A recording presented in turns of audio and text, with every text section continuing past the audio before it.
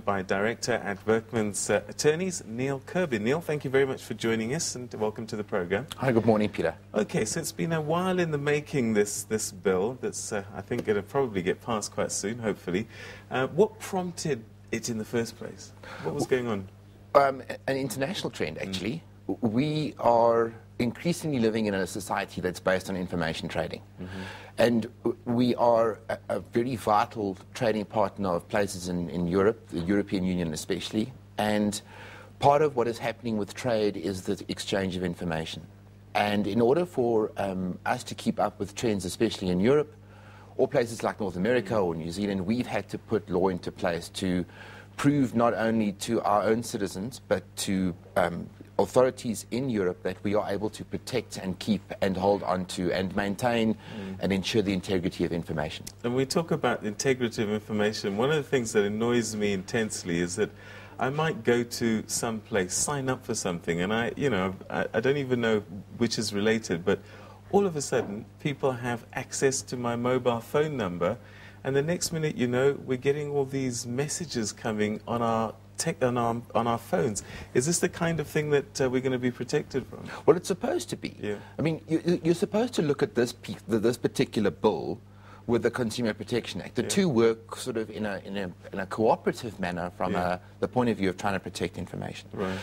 So once the Protection of Information bill becomes an act, you should be in a position where you should be protected from that type of approach. But there's also a degree of responsibility on the individual. I mean, you shouldn't be handing information over that allows for that type of contact. Right. So it's a matter of taking responsibility and thinking perhaps, do I really need to give my cell phone number or a telephone number in order to purchase groceries? Right.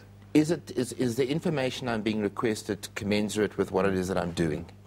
All right, so I believe that the wording is going to change slightly to fall in line with international standards, you know, the opt-out, opt-in kind of. Explain that for us. Well, we're in the, as you said, it's been a while in the making. We're in the 8th draft.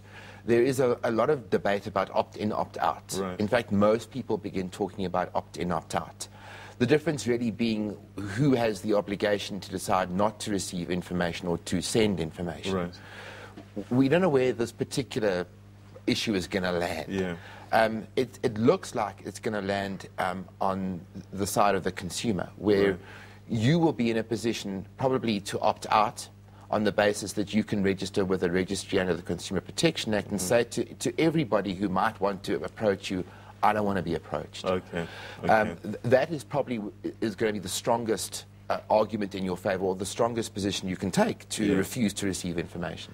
And what are going to be the consequences to marketers who sell on private information?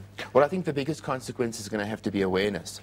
Are they entitled to approach certain people? Checking with the registry, making sure that the people that they are approaching are allowing the approaches to take place.